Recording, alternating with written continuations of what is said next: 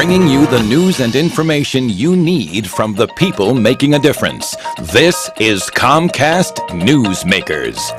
There's an organization that is helping people who suffer neurological and related disabilities live as independently as possible. Hello again, and thanks for joining us. I'm Carla Showell-Lee, and you're watching Comcast Newsmakers. In the studio with me this hour is Dr. Daniel Keating. He is the Executive Vice President of Bancroft NeuroHealth, and today we're talking about Brain Injury Awareness Month. Thanks for joining us, Dr. Keating. Nice to see you. Thank you for having me, Carla. Yes, what an important month to talk about, when you talk about the awareness of brain injuries. And there's so many people that you serve within the area, don't you?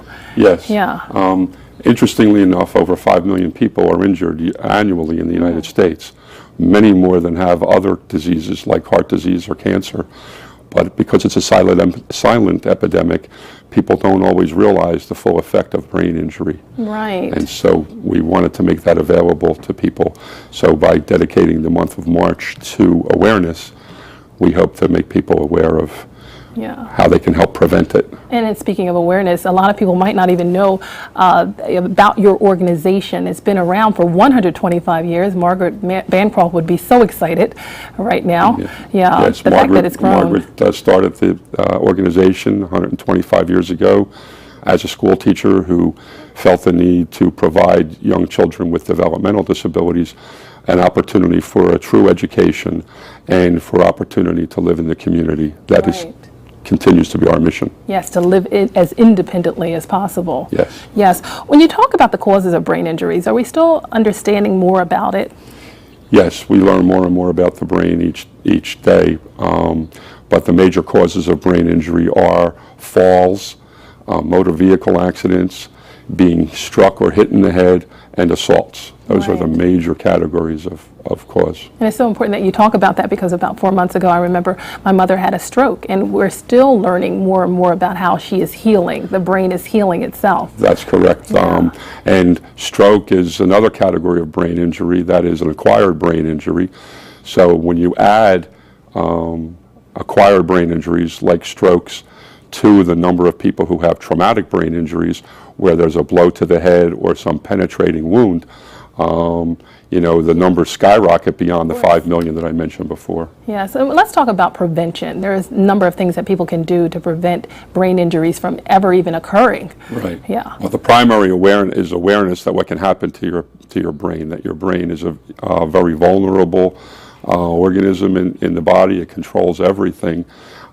We sometimes think that we have a skull that protects our brain, but the skull is not enough protection when we engage in activities that put us at risk. Sports, for instance. 75% of the brain injuries in this country are the result of concussion.